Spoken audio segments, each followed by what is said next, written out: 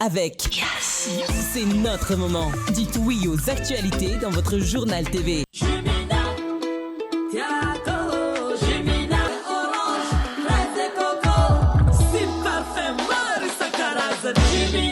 Mina mety amina. Manolotra ho anao ny vaovao.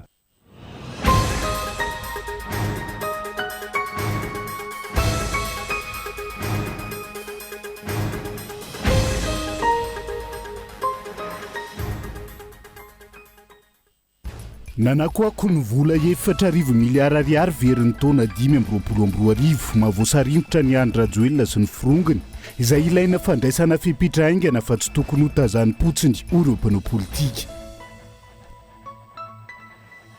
Tafiakatra 2.20 miliara ariary ny totaliny tamin'ny karama andropokambana miisa 7 teo anivon'ny fitsarana avo momba lalam-pandrenana nandritra ny taona 2022 izay nalota amin'ny konty ivelany tedi-bola natokana ho azy ireo. Tranga izay maneho miariary ny tsy fisiny mangarara katakina fanadiadiana lalina ho ny firaisamonim-pirenena.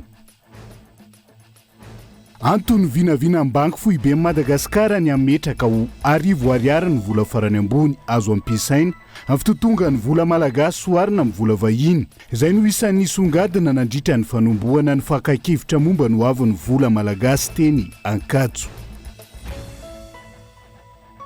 Efa manomboka miroborobo eto andrenivohitra ny fivarotana henanosy na mantio na masikita na atao lasopy. Tsy ireo mpino silamo tony teo aloha intsony no manjifa fa efa saika manjifa ny rehetra ankoatr'ireo fady.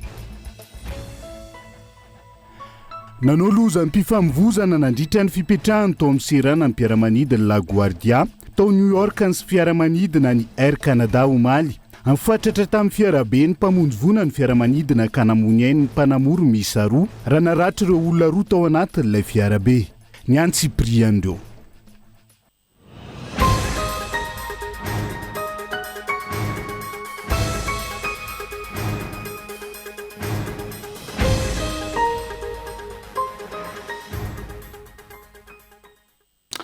Fotoanan'ny fampalalamba vaotsika indray atao amin'ny fitalavitra kolo fa tena ny araba atao amin'ny kilasy tongovavy manasa anao ihany koa anarak'izay hatramin'ny farany hoentsika manokatra ny fiarahana amin'ity ala ity tsy misy kisendrasendra amin'ny fanaovana politika fa efa voadinika daholo ka tokony samy mailo sy andinika ny rehetra na ny mpitondrana ny vahoaka malagasy. Nanakoako ny vola 4 miliara veriny taona 2022 izay mahavoasaringotra ny Andra Joel sy ny firongony izay ilaina fandraisana fipetraingana fa tsy tokony ho tazanam-potsiny ihany koa ireny ampamoaka ireny ho ny mpanao politika tamin'ity androan'ity. Honona say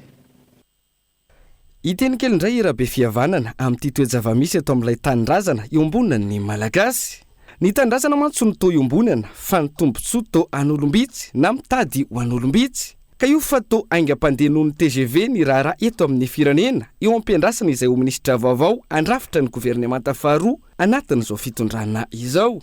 Eo anatrehan'izany misy ny fanany amin'ny hoe fa iza no mankaiza ary iza no manao inona teto amin'ity firenena ity ary mbola mitombona ve ilay hoe tsy lany olomanga tsy lany olomarina i Madagasikara.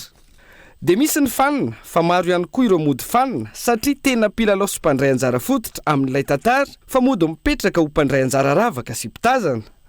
Skandal isan'ny tena laza sy atsiarovana ny fitondrana Rajoelina izany ary mipetraka ho tantara fa mitohy na notohizana amin'ity fitondrana fanavaozana ity ilay izy ka natao hoe ampamoaka ka de ankamoaka izay ao am-po ankamoaka izay ao an-tsain'ilay miteny fa tsy azo elana ihany koa ny famarinana na ny ampahany famarinana ao anatin'ireny na sivily na miaramila no manambara azy na ito an-toerana na any ampitan-dranomasina na anatin'ny fonja na anatina tranon'olon-tsotra. Ampamoaka ireny misy porofo sa tsy misy ilany izany porofo izany satria olon-dehibe no miteny asa hoy irabe fihavanana eo anatrehan'izany. Ny hita aloha de toa tsy mampilamina ilay firenena le izy ka tonga mampetipety an'ilay efa tsy malagasy initsony. Izay no isanina tonga ny teo anivon'ny tambaben'ny mpitolona sy ny plateforme stratégique opérationnelle multi-angulaire androany nametraka fitoriana teo anivon'ny pôle anti-corruption momba ity raharaha ampamoaka ity. Maro ny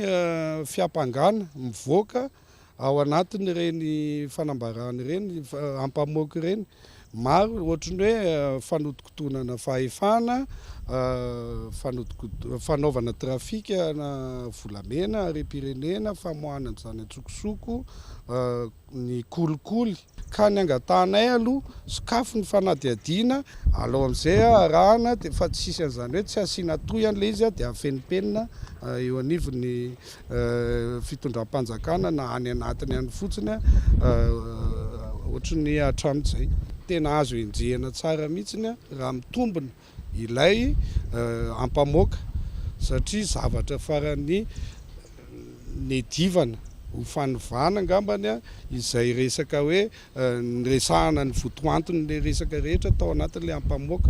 ary hatramin'izay le izy izay nedivana izay ny tsanganana dia mbola sary-piaro amin'izay foto-kevitra ny joroana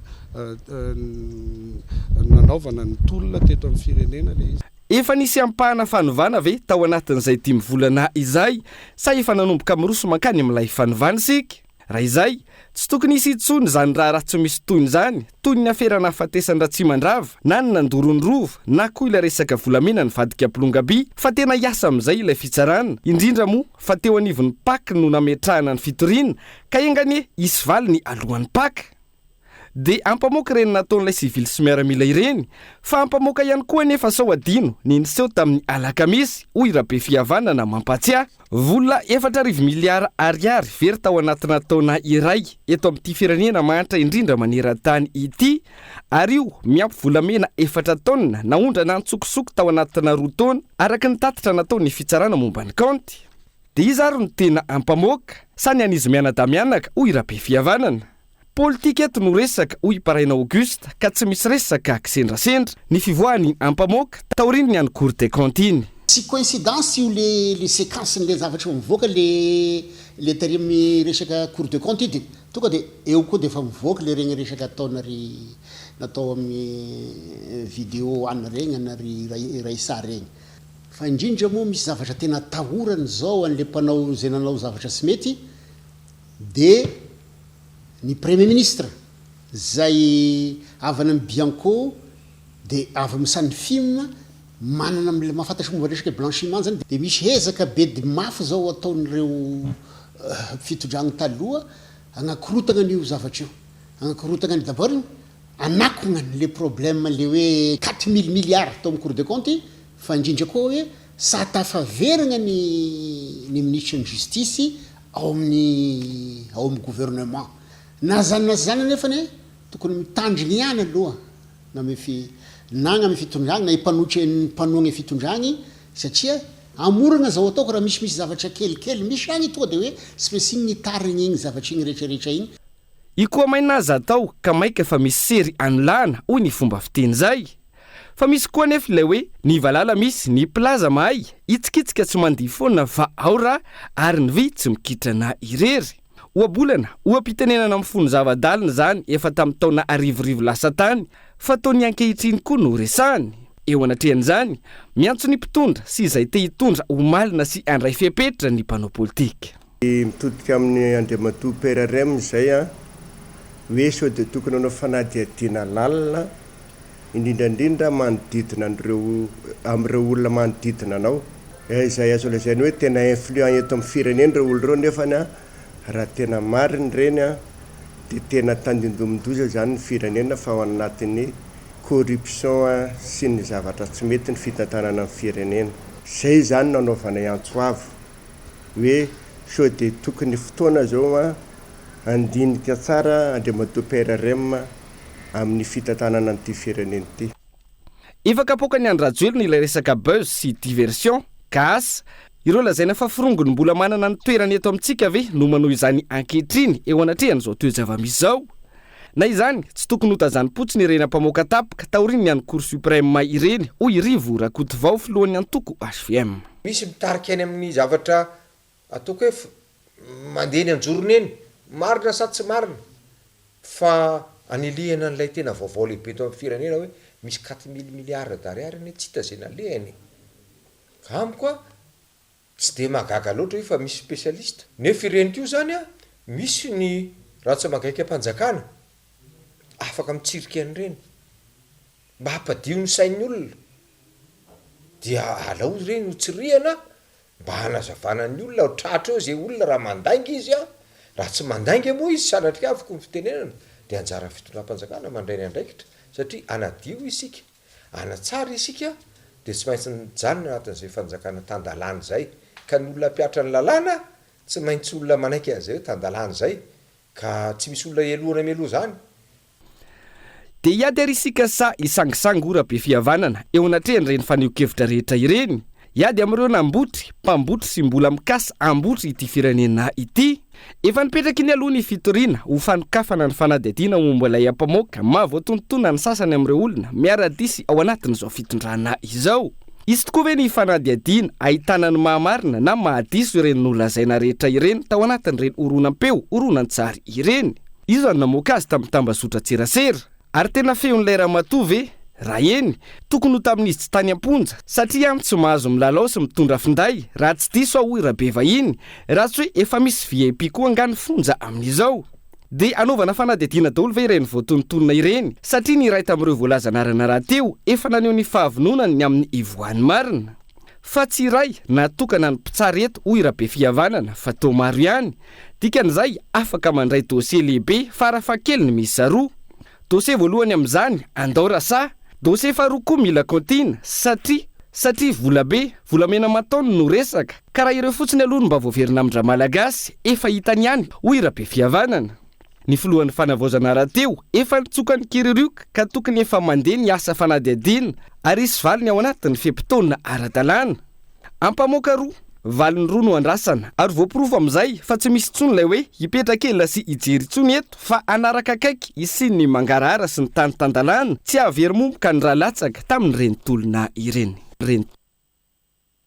ao anatin'izay ampamoaka samihafa zay hatrany tafiakatra roa faingo raika amby mpolo miliara ariary ny totaliny tambikarama andreo mpikambana misa sivy teo anivony fitsarana avy momba lalam-pandrenana nandritra ny taona 3 amby 2024 izay nalota amin'ny konty ivelany teti-bola izay natokana ho azy ireo raha nitatitry ny fitsarana momba ny konty hatranga izay mampiaya maneho miariary ny tsy fisiny mangarahara takatakina ihany koa fanadihadiana lalina ho ny firaisamonim-pirenena tamin'ity andro anty Daniela Minolson. Ny opampana ny tamikaramany ireo mpikambana misa sivy teo anivony RCC na ny fitsarana avy momba lalam-pandrenana raha nitatitry ny fitsarana momba ny konty ho an'ny taona 3-2024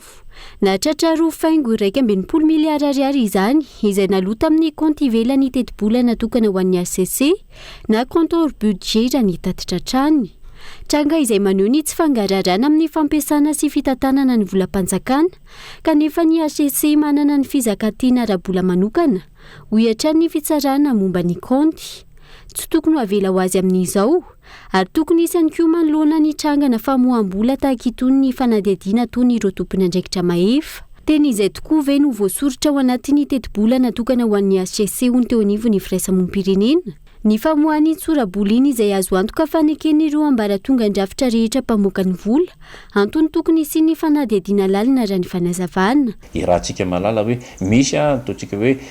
tsy fanarahan-dalana maromaro misy ataontsika hoe gaboraraka na fitantanam-bola ao anatin'io natondro androm-panjakana tsy ny onivon'ny ACC rery ihany fa ireny navokany ataontsika hoe ny onivon'ny Cour des comptes reny maromaro izy ireny ao anatin'iny ka dia mitaky izay voaty amin'ny firaisamonim-pirenena mba isiny izay fanadihadiana zay ary mitaky ihany koa mba isiny mangarahara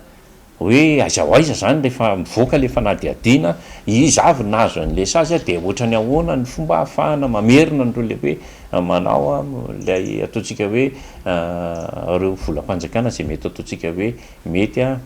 nisiny zay amin'ny alalan'le ataontsika hoe fa misy an'le rafitra anankiray mikasika an'le hoe amin'le hoe famotsim-bola sy ataontsika hoe arary zay raha tsy diso dia iny zany no anisan'ny mba takiana hoe mba isiny zay le hoe ahafanana fanagiazana an'ireo le azo amin'ny alalan'ny kolikoly na amin'ny alalan'ny ataontsika aloha mba hipetraka le matotsika nametraka an'iny a de tsara nisy iny zay le hoe rehefa hita fa tsy nandeha araka n'izy a de miroso am'izay fanagiazana zay zany. Raha iverenana manamafy ny fitakian'ny olom-pirenena dia ny fitakiana fanafoanana sy fandravana ny HCC na ny fitsarana avy momba ny lalam-pandrenana ihany koa iny tatitry ny fitsarana momba ny konty mahakasika ny teti-bola mihoapapana ho andreo mpikambana misy sivy teo anivony HCC indra ny zava-misy hatrany. Ny fitsarana avy momba lalam-pandrenana izay tsy hivina fa isan'ny fototry ny korotana teto anivony firenena noho ireo tsy fanarahan-dalàna maro samihafa nandritra ireny fifidianana ny fandimbo no tanterana teto amin'ny firenena ireny. Ankilany tsy tokony hisy ihany koa ny olona ambony lalàna ilaina fijerena manokana ihany koa ny fomba fandrafetana ny teti-bolam-panjakana eto amintsika ina no tena lara-pamehana ka tokony fanaraka amin'izay filana izay ny famohana izay teti-bolam-panjakana izay. Olana teto hatramin'izay nanjaka ny tsy maty manota ka mihevi tena ho ambony hatrany ireo mpandika lalàna fotoana izao ialana amin'izany raha ny fanazavana hatrany. Tena mahatohina an'ilay zany dia misy olona zany eto Madagasikara tena mihevitra ny tenany hoe tsy mitovy amin'ny vahoaka, mihevitra amin'ny tenany hoe ambony, zany hoe tsy menatra mihitsy zany zareo mandray prime be ohatran'izany, tsy mihevy tena mihitsy zany zareo hoe mitovy amin'ny mpiasa ao amin'ny Cool TV ohatra na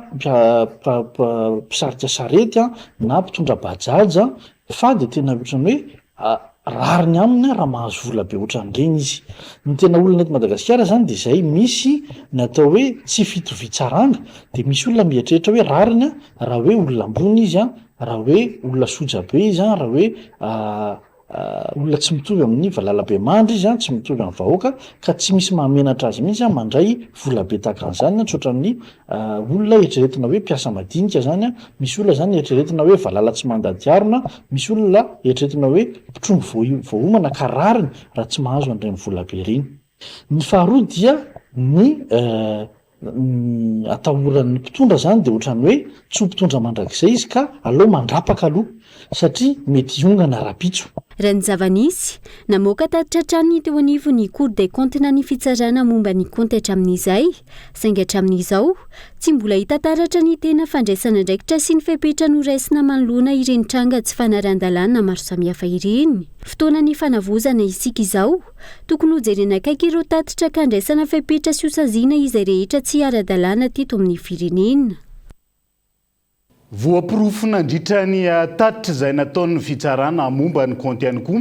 afa nanao izay daniny kibony fitondrana teo aloha nanao tantely afa-drakotra ny harem-pirenena raha ny fanohikevitra nentin'ny mpanao politika androany isan'izany ny fivoahana volamena amin'ny lanja 4 taona teto Madagasikara ny taona 2024 hatramin'ny taona 2024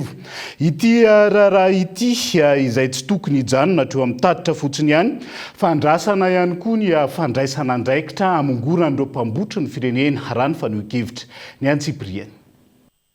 Volamena 4 taona no naondrana tsokosoko tao anatin'ny 2 taona izany hoe taona 2024 hatramin'ny taona 2024 raha ny tatitry ny fitsarana momba ny konty ny herinandro lasa teo. Voapirofo izany fa nandritra ny fitondrana teo aloha tao ireo voky tsy mitsaha mandrapaka ny harem-pirenena kanefa ny vahoaka madinika tsy empaka vao mahita hoanina. Tsara ny fangaraharaana toy ireny ho fantatry ny vahoaka malagasy ny zava-misy eto amin'ny firenena ka tsy ho tompotrano mihono fa tsara kokoa raha toa ka misy paikady mazava amongorana ireo mpambotry firenena tsy tokony hijanona amin'ny ampamoaka fotsiny ihany ka tsy hita mazava izay tohiny avy eo hoy ny mpanao politika. Isan'ny sehatra anankiray zany io tena nampatanjaka raha zay azo ilazana azy andreo le mafia mididina ny fitondram-panjakana teo aloha io ilay sehatra ny volamena io ary io zany mbola nanana daholo reserve nataontsika hoe vola be dia be amin'izao fotoana izao any amin'ny Tsitamasa any ahafahanjareo zany mbola mieritreritra zay fomba eritreretany anakorontanana ny fitondram-panjakana amin'izao fotoana izao dia izay no mahatonga ny hoe mila fepetra tsy maintsy raisiny io. Izay zavatra koa izay le fandraisana fepetra entitra ho an'izay mpitondra fanjakana teo aloha nanao an'io izay dia mba ho lesina ihany koa ho atsika ao anatin'ny fitondrana fanavozana amin'izao fotoana izao satria raha tsy mahasaman'ny modely zany tsika manafay manasazy ireo rehetra zay mangorona ny harem-pirenena tafiditra ao anatin'izany ny volamena na izy na iza izay hoe io lasa ho ataon'ny rehetra fanao io misy ireo nambotry firenena mialokaloka amin'ny immunité parlementaire ka mieritreritra fa afaka anao izay tiany atao tokony tsy andaitra intsony izany eo anatin'izao fitondrana fanavaozana izao mino mametraka paikady ny fitondram-panjakana ka voalohany amin'izany fametrahana ny mangarahara tafiditra ao anatin'izany fanamafisana ny fomba fiasa eo anivon'ny ACM douane sy ny sis raha ny fanehoan-kevitra hatrany ny paikady voalohany dia ny mangarahara ary fanahana provanzany filoam-pirenena amin'ny fisavana ny tompon'andraikitra rehetra izay mivoaka ny faritra Madagasikara dikan'izay mila mafisina zany ny fomba fiasa eo anivon'ny ACM anivon'ny douane eo anivon'ny aéroport eo anivon'ny seranatsambo mila mafisitsika ihany koa ny fanaovana numérisation ny resaka pandrara amin'ny sehatry ny arenan-kibontany indrindra fa ny volamena nisy efa hevitra tsara hitan'ny tao amin'ny primature teo tsy hoe raha azo daholo akory no natao isan'ny hevitra tsara ny digitalisation ny resaka fitrandrahana iny dia tokony mirona sy miditra amin'izay kokoa tsika mba hanatsarana hanaraha-maso ny vokatra volamena eto Madagasikara sy ny pandrara tena izy amin'ny resaka volamena satria indraindray mijirika ny tena mahazo vola fa ireo mpitrandraka madinika malagasy dia voahilika sy zara raha tena mahazo tombony ao anatin'ilay raharaha ankehitriny miandry ny toy ny raharaha sy ny fandraisana andraikitra entitra avy amin'ny fitondram-panjakana ny vahoaka malagasy ary manantena fa tsy ho afa-bela toy ny mahazatra ireo mpambotra sy mitsetitra ny harem-pirenena fa isan'ny vaovao mbola misarika ny sainy rehetra ihany koa amin'izao fotoan'izao ny vinavina amin'ny banky foibe Madagasikara natomboka teny Ankatso androany ny fakakevitra momba ny hoavin'ny vola malagasy izay notarihan'ny banky foibe Madagasikara ary nandraisan'ireo mpianatra pikaroka sy mpampianatra pikaroka maro anjara ihany koa antony vinavina amin'ny banky foibe Madagasikara ny ametraka ho arivo ariary ny vola farany ambony azo ampiasaina eto amintsika ny fitotonga ny vola malagasy hoarina amin'ny vola vahiny raha ny faneho-kevitra nentin'ny teknisianina sy ny gouvernoura amin'ny banky foibe Madagasikara tamin'ity androany ity gabain loha ambany ny sandan'ny vola malagasy raha ampitahina amin'ny firenena vitsivitsy na tia Afrika izany na eo amin'ny sehatra iraisam pirenena raha samy roa alina amin'ny unité monétaire any Maurice Afrika du Sud ary Allemagne kely kokoa ny lanjany ariary any Madagasikara ny fidangany fiakaran'ny vidim-piainany no mahatonga an'izany raha ny fanazavany teknisianina raha hoe ny roa alina ariary raha eto Madagasikara dia eo amin'ny vary enina kilao eo no azo amin'ny ilay izy dia apitahantsika amina firenena telo izy raha amin'ny unité monétaire amin'izareo hoe amin'ny pi ohatra zao atsy amin'ny ankavanana ambony dia 400 kilo de riz zany no azo amin'izay nefa le izy samy roa alina amin'ilay unité monétaire ny Madagasikara sy amin'ny unité monétaire ny Maurice zay any Afrique du Sud azo 20 sac de riz zafady amin'ny 50 kilo ny azo amin'izy raha any Allemagne zay mampiasa ny euro dia raha 20 000 euro zany dia efa any amin'ny 3 amina vary 50 kilo ny antony io dia voalaza teo izy vokatry le hoe ny sontry ny vidin-javatra eto Madagasikara no azo anazavana an'izy satria raha ny inflation cumulé nanomboka tamin'izay 2017 zay ka hatramin'izao dia efa mahatratra any amin'ny 74,8%. Noho izay antony izay no nahatonga ny banky foibeny Madagasikara mieritreritra ny ametraka ny vola arivo ariary ho vola farany ambony azo ampiasaina ito amintsika dia ny fanomezan-danja ny vola malagasy zany raha ny fanazavana azo androany raha ny zava-misy ankehitriny na mbola manan-kery aza ireo vola vy sy vola taratasy ambany 500 ariary tsy dia be mpampiasa intsony raha ny tarehimarika eo ampelantanany banky foibeny Madagasikara. Le hoe tsy misy mampiasa intsony ny vola madinika tsy misy lanja intsony ny vola 500,000 zay déclencheur iray zay. Déclencheur faharoa dia ny hoe ny fitopolo isan-jato mahemy ny fampiasam-bola ny vola ampiasaina dia mihoatra dia 20 000 ariary zay fa deuxième déclencheur zay raha izay zay no dinihana zany dia hoe efa tokony eritreritrytsika ny farany efa le tenenina teo ihany izy hoe raha ohatra 20 000 ariary ampiasana dia vary diplôme azo ny aty amintsika mahazo vary 3,300 golony izy anyvelany. Ireo anankitelo io zany efa tena milaza hoe mila mieritreritsika ny fahafahany volantsika mividy ny zavatra anankiray. Raha ohatra izy zany tsy asotro sika tsy sotrotsika le masomboly zay le mampatonga azy io misomotra foana izy io miala tany amin'ny militsika tongatra any amin'ny 20 000 mba hampatonga ny lelena vola ho ampiasaintsika tsy ho be loatra ny ampelantanana kanefa mahazo zavatra. azo eritreretina ny irosoana amin'izay fa mila famakafakana sy adihevitra lalina hoy ny fanehoan-kevitry ny Paetoekarena isan'ny tokony jerena manokana amin'izany hoy izy ny fahefa mividin'ny malagasy vaholana naroso ny fanenana ny vola mivezivezy. Mamakian'olona voalohany indrindra dia le resaka fahefa mividy io zavatra misy eto Madagasikara zany no tena olana dia ny fiakarany vidim-piainana amin'ny ankapobeny. Raha ny tena izy zany dia hoe tokony ho ahena zany le masse monétaire en circulation raha ohatra ka tiatsika miampela ny inflation. Raha toa zany tsika zao ka mandeha amin'io hoe atao 1000 ariary sisa ny vola mamisy io dia tsy maintsy isy ny atao hoe fonction monétaire zany hoe hosotomina le vola rehetra teo aloha dia avoaka le vola vaovao amina unité monétaire vaovao zany dia afaka indray zany no manao calcul tsara le masse monétaire amin'izay PIB kiva zany misy amin'izay fotoana zay dia mety afaka hiady amin'le inflation zany tsika zany hoe tokony hiena kely ny inflation. Natomboka androany teny ankatso ny fakan-kevitra momba ny vola taratasy sy ny hoavy ny vola malagasy nahaliana ireo mpianatra sy mpampianatra mpikaroka izany adihevitra fanokafana izany raha ny fanazavana azo teny antoerana firenena maro no efa nanatanteraka io famerana vola farany ambony azo ampiasaina io. Ohatra amin'izany ny taona 2014 no nisy ny fanavaozana arabola tao Zambia ka lasa 100 koatrany vola fampiasa farany ambony raha toa ka 10 alina izany teo aloha. Toy izany ihany koa tao Mozambique 10 hetsy metikal ka rehefa nisy fanovana tamin'ny taona 4 dia lasa 10 izany. Aty amin'ny taona 420 i Madagasikara indray no mieritreritra sy manana vinavina ametraka ny 10 ariary ho vola farany ambony azo ampiasaina raha toa ka mbola 2 alina izany amin'izao fotoana. Ilaina ary zava-dehibe ny fifanomezan-tanany sy ny fampandrosoana ho ny kolonely Andria Miarosozirve mpanolo-tsaina avo ny fanavaozana ny repoblika nandritra ny fametrahana tamin'ny fomba ofisialy lehibe ny faritra fidivinany mpisolo-toerana izay natao tao Manakara lanonana izay nahitana taratra ny fankatoavany vahoaka ny fidivinany filohan'ny fanavaozana ny repoblika Madagasikara ka eto Andriatsilavo. Nahitana taratra ny fankasitrahana sy ny fanohanany ny vahoakan'ny fidivinany ny filohan'ny fanavaozana ny repoblikan'ny Madagasikara ny fahatongavan'izy ireo maro tao Manakara nandritra ny lanonana fametrahana tamin'ny fomba ofisialy ny lehiben'ny faritra mpisolo-toerana vaovao nanamafy ny mpanolo-tsaina avo ny fanavaozana ny repoblika nandritra ny fandraisam-pitenenana nataony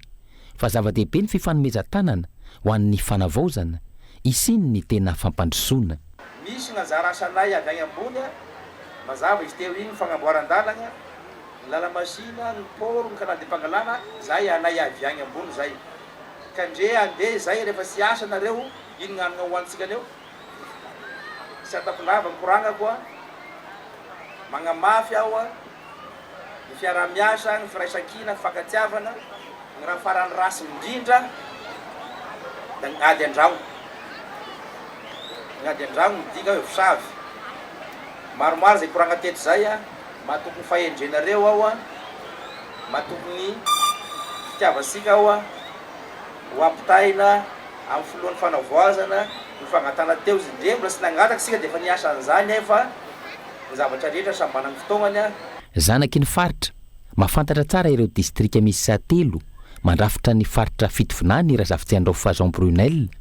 lehibe ny faritra mpisolo-toerana vaovao antony ny safidianan'ny filohan'ny fanavaozana azy safidy ankasitrahan'ny mponina ary inon'izy ireo fa hitondra fanavaozana tokoa. Nahainy safidy ny président fanavaozana amin'ny fanendrenana sotsa olona manam-pahaizana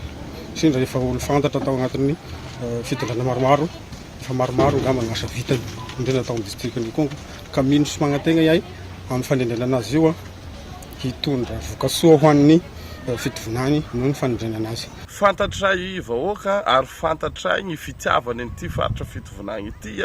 ka dia mangataka zany zahay mba iroso malakilaky ny fiarah-miasa, mba iroso ny fagnamboarana ny lalam-bia, mba iroso ny fanokafana ny port ny Manakarabe, ary indrindra efa zanaky kongo zao ny chef de région ankehitriny dia mino izahay fa iroso koa ny fagnamboarana ny lalam-pirenena izay mampitohy ny Kongo sy aty amin'ny faritra ny aty amin'ny distrikany Vohipeno mianga avy fanadia. Tao anatin'izay volana vitsivitsy nitondran'ny filohan'ny fanavozana izay, isan'ny faritra efa nisitraka fampandrosoana ny faritra fitovinany, ary mandalo matetika any an-toerana ihany koa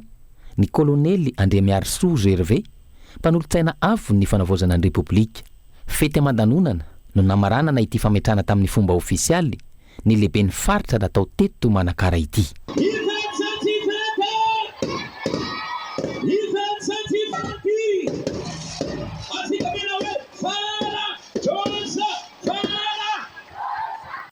Dia izay ihany koa no entintsika misendry vetivety ao anaty doka fohy, aza misaraka amin'ny ary.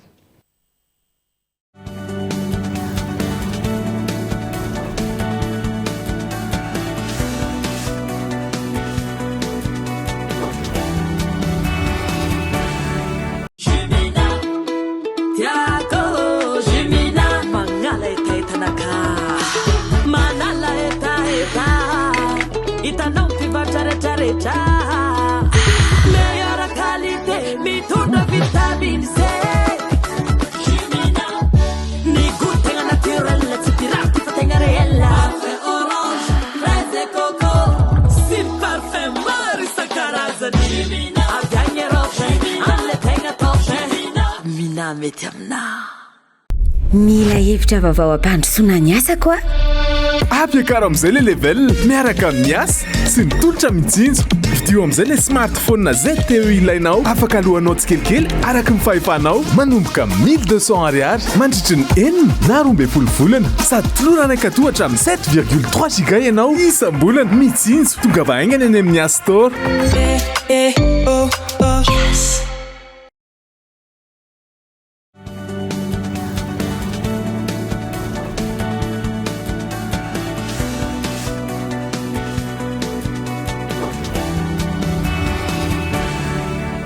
Anohizana ny tapany faharoa amin'ny fampalalam-baovao amin'ity ala ity. Mankalaza ny 15 taona ny joroany ny antoko Aremana ny androsiriana enti-manavitra ny Madagasikara, izay nafantarana ny filoha teo aloha Didier Ratsiraka isan'ny antoko ny joro ary nametraka tantara sy fodrafitra samaro manerana ny nosy ny antoko, izay mbola mijoro ho an'ny vahoaka malagasy hatramin'izao. Andao arahantsika ny fanampanazavana. Malagasy tsy vakivolo,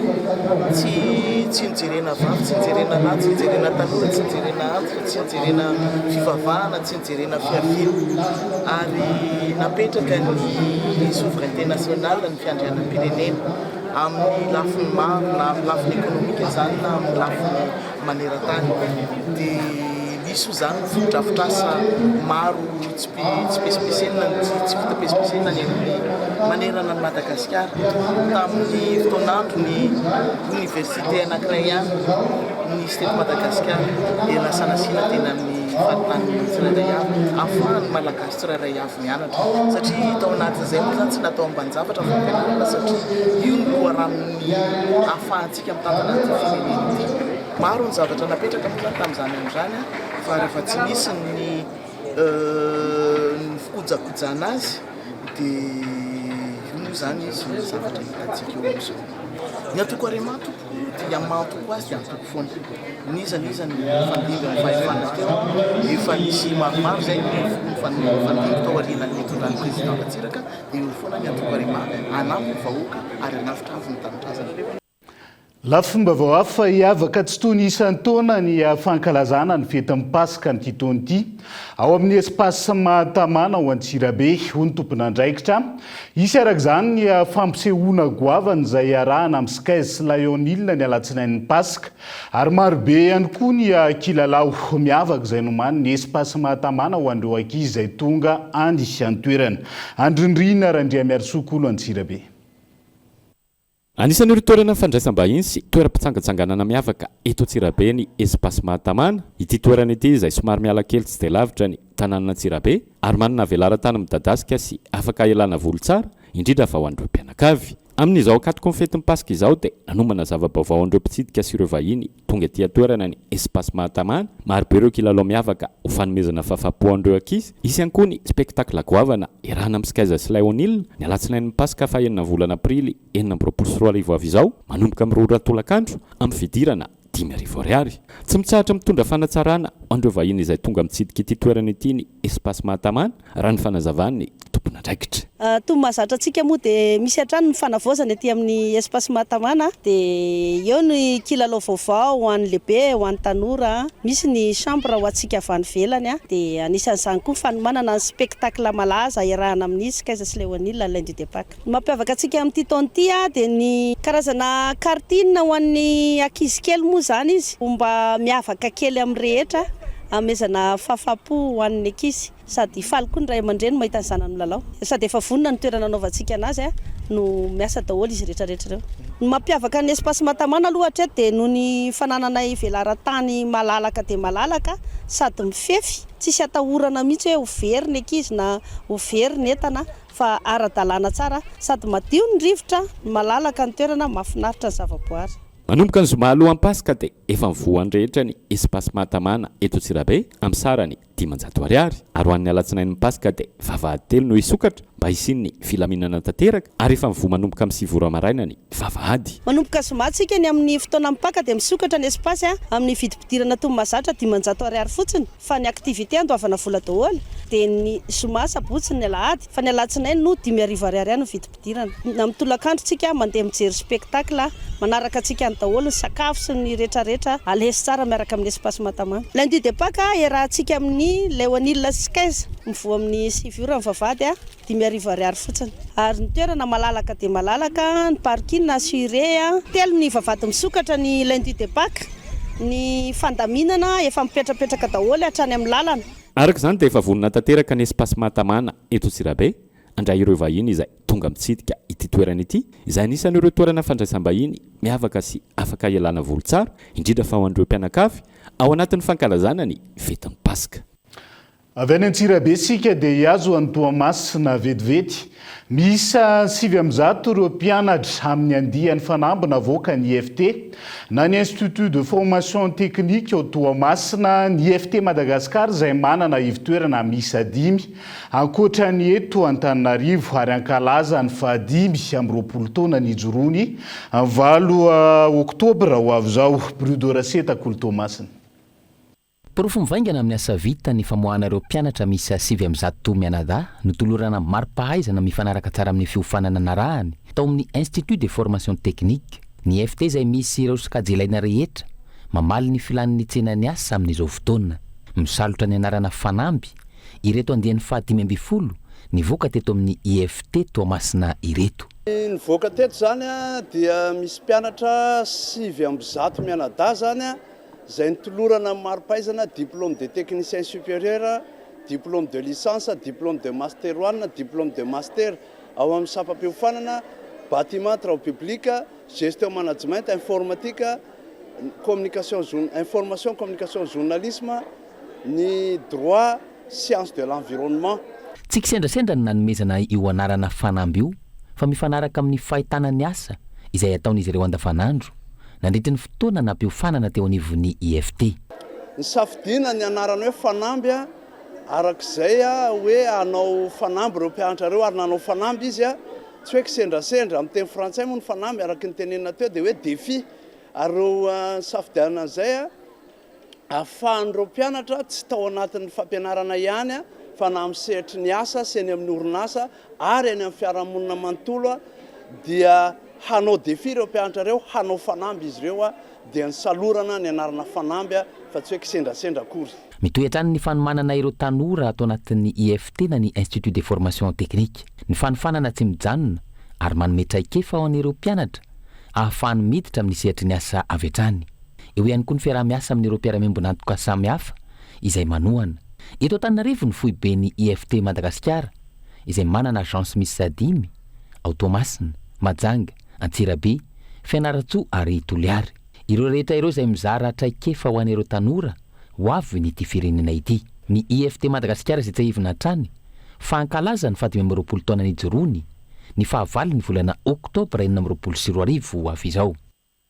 Ilaina foana ny mametraka an'izay afana amin'izay indrindra eo amin'ny tontolon'ny asa na dia maro ihany koa ary ny olana toy ny eo anivo ny UNS manodidina ny 4,000 ireo mpianatra nivoaka teo anivo ny UNS tsy mbola voaray ampiasam-panjakana hatreto. Efa nisy ny fifampiresahana tamin'ireo tompon'andraikitra isan'ambaratonga ny saig tsy mbola nivaly ny fangatahana. Izy ireo izay miandrandra tompon'andraikitra matapakahitra amin'ny famahana ny olana indrindra amin'izao fiandrasana gouvernemanta vaovao zao. Ndora antsika ny fanampanazavana. Fa nisy ny recrutement 2025 fa fandraisana mpiasam-panjakana n'ireo mpianatra sortant 1000 zay 1000 ny recrutement tam'izay. Dia 1000 io anefa 789 ny efa nandeha dia mbola misy 211 ny miandry amin'izao. Dia ny antony joroanay eto ho an'ny recrutement 2026 dia zahay vonina hitondra ny etaeta ny mpianatra rehetra zay sortant ny ENS, sortant ny école rehetra tsy ankanavaka nizaniza na 2020, 21, 22, 23, 24, 25 zay mbola tsy recruté. Ka zany ny antony joroanay eto hoe vonina hitondra ny hetaheta ny mpianatra rehetra manoloanan'izay recrutement 2026 zay. Isan'ny mahatonga ny fako mivangongo amin'ny faritra maro eto andrenivohitra ny tsy fanajan'ny mponina nora voatondro ho fanateran'ireny fako ireny any amin'ny Bakanjordira. Misy ny lamy manapetraka ataony antony ireny famerana ny fotoan'ireny hoy ny tompon'andraikitra. Izay indray no resahana ato anatiny Kopenao any Androany ity zanam-pandaharana ity izay anjara biriky etiny Kolo TV FM amin'ny fanabeazana olom-pirenena. Ndao rahantsika. Kopenao.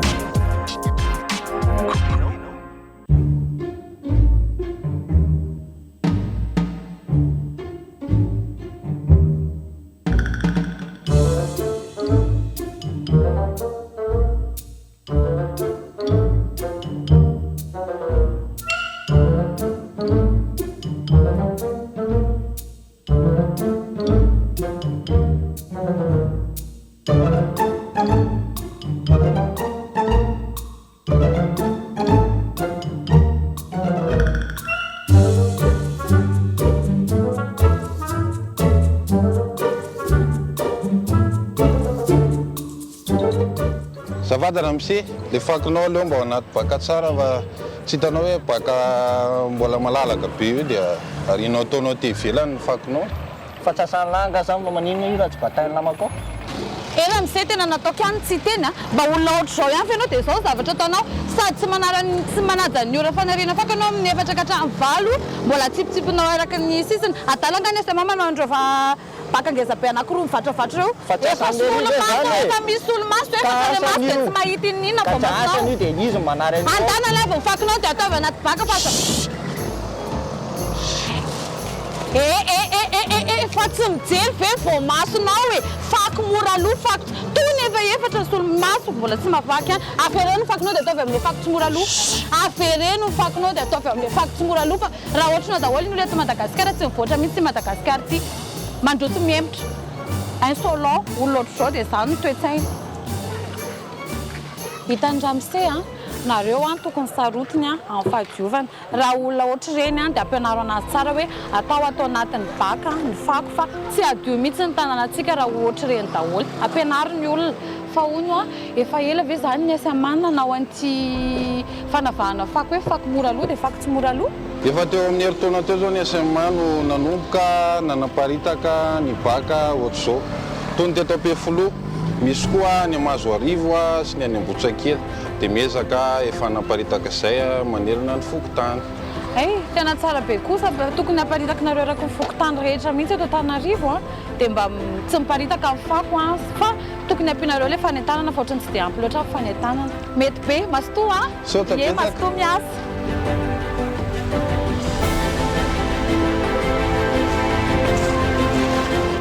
Riponina eto Antananarivo renivohitra andesika anaja ny ora fanariana fako amin'ny 4 ora hariva hatramin'ny 7 ora alina. Raha vao ajantsika izay dia mandray anjara betsaka amin'ny fanadiovana tanàn'Antananarivo isika ary ankoatr'izay efa ahitantsika itony baka anankiroa izay miavaka itony dia ny fako mora aloha ny fako tsy mora aloha eny amin'ny fokotany sasatsasany koa entanina isika mponina eto Antananarivo mba anaja ny fodrafitrasa ary ho sarotiny amin'izy ireny. Kopinao zay. Fanosokafana tamin'ny fomba ofisialy androany no fankalazana fa 5 amby taona ny andro maneran-tany ho an'ny famantarana ny toetrandro 7 izay natao teny amin'ny direction générale de la météorologie Ampandrinomby izay notarian'ny secrétaire général ny fitaterana sy ny toetrandro fotoan-dehibe mampatsiahany tolotra momba ny toetrandro na ny toetany ary ny toetry ny rano izay ilaina ho an'ny fiarovana ny aina sy ny fanatsarana ny toekarena ary ny fiarovana ny tontolo iainana ihany koa. Andao arahantsika ny Antsiprian zay.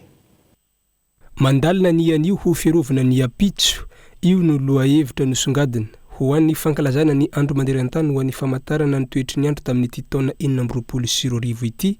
izay sady manamarika ny 520 taona ny sehatra na ny service météorologique teto Madagasikara izay nanomboka ny taona 177 hatramin'ny androany. Mampisongadina ny zavamisy tsy azo lavina ny fanaraha-maso izay tsara kalitao ho fototry ny vina azo antoka sy mampahomby ny fampitandremana ny meloha amin'ny mety toetry ny andro.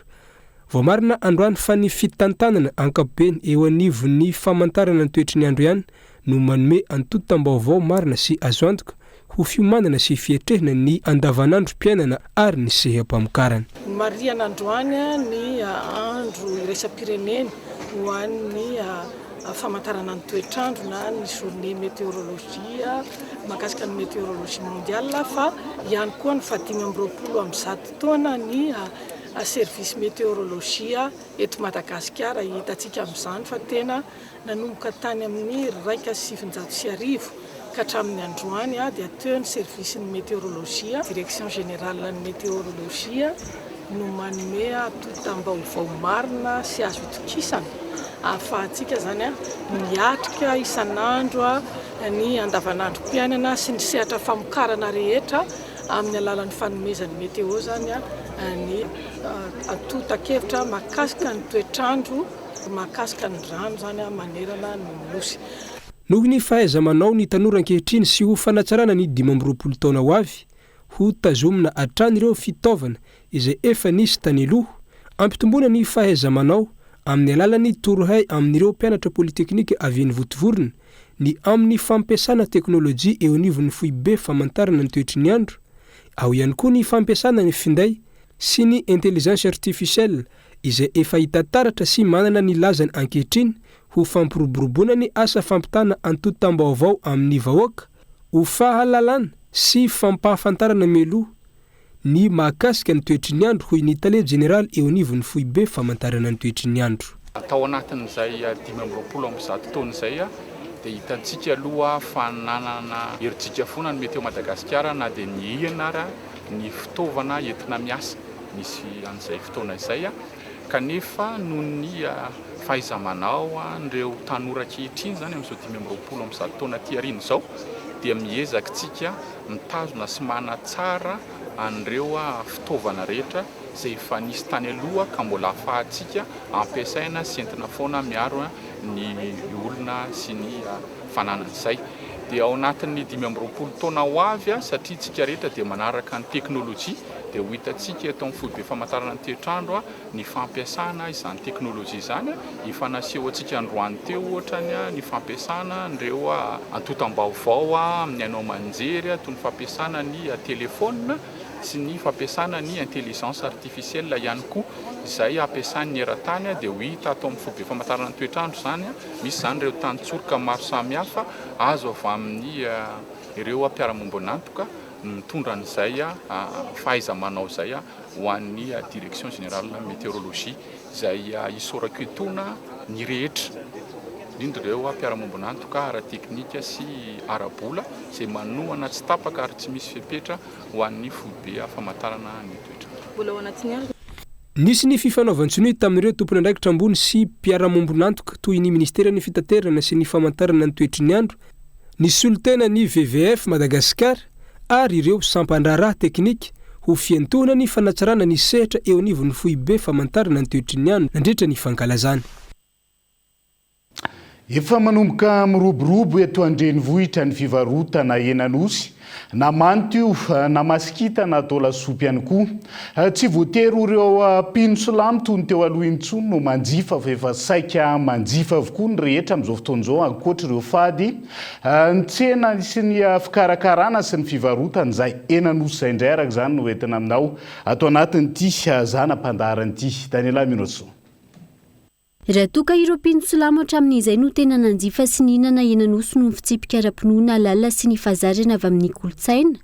Henakisoa sy henomby kosa no nahazatra ny finoana hafa. Efa misokatra kokoa amin'ny fihinanana henanosy avokoa amin'izao fotoana ny sokajin'olona rehetra, ankoatra ireo fady eto andrenivohitra. Ny henanosy izay tsy amidy manta ihany fa atao brochette sy atao lasopy miaraka amin'ny mangazo ihany koa raha ny hita indrindra ny hetsy amin'ny vasan'ny karana manokana. Olona mandalo, olona letraletra mividy daholo rehefa te hividy. Le mpihinana zany ny valitanay fa tsy le ramadany ihany. Tsy voatokana hoe le ramadany, le fetina silamo. Fa le olona mpihinana zany ny valitanay. Fahitako azy aloha tsara ka. Zay zao isan'andro misakafo eto foana zao. Isan'andro manakany hoe makafokafoko ny labiera regny zay dia fa mba eto ro mba anovanay azy hoe mba mangalaka an'le makafoko zany. Misy zahay mividy manta dia andrahona. Reo zany fa misy efa masaka ao dia afaka azo atao koa mividy manta dia igny andrahona any an-trano. Tsara ka sady madio no tsara. Na izany miaraka amin'ny mangahazo dia roniny io miaraka amin'ny varanga, pitroky. Zay aby zany fandehany ato. Le pitroky zany le rano igny afangaro amin'ny sinainy, afangaro amin'le tovany. Dia le varanga zany le atao saosisosy, hena atao saosy zany. Raha ny hita, mihamaro hatrany ireo osy miakatra sy amidy eto andrenivohitra amin'izao fotoana, ka saika avy any amin'ny fatra Ambovombe androa ny akamarony, oharina amin'ny henakisoa sy ny henan'omby. Lafo kokoa mita amin'ireo ny vidin'ny henanosy noho izay falaviran-toerana fakana azy izay, hoy kosa ireo mpivarotra. Sady vonoina mivarotra velona. Le manta ny kilony roa aby. Le velona landrana avao ny kilony koa arivo sy ray aly. Lafo be koa nakana anazy avy any an-tanàna. Zay mahatonga anazy lafo. Zay mamonongo foana isan'andro. Manafatra foana zay rehefa misy tomobile avy any dia mitondra foana. Ankilany isany mampitarena ireo mpivarotra henanosy amin'izao fotoana. Raha tsy laza fa tsy ireo mpivarotra itsy amin'ny fasan'ny karana manokana ny falafosan'ny rano eny an-toerana. Arivo ariary ny iray bidon eny an-toerana amin'izao fotoana, kanefa ny rano no tena ilaina amin'ny fikarakarana ity hena ity, kanovan'izy ireo antsoavo amin'ireo tompona andraikitra. Dia izay ihany koa no entina manakatona ny fiarahantsika ho an'ny androany, n'aiza misy anao ankasitrany ianao, nanaraka ny fampalalam-baovao hatramin'ny farany veloma tompoko.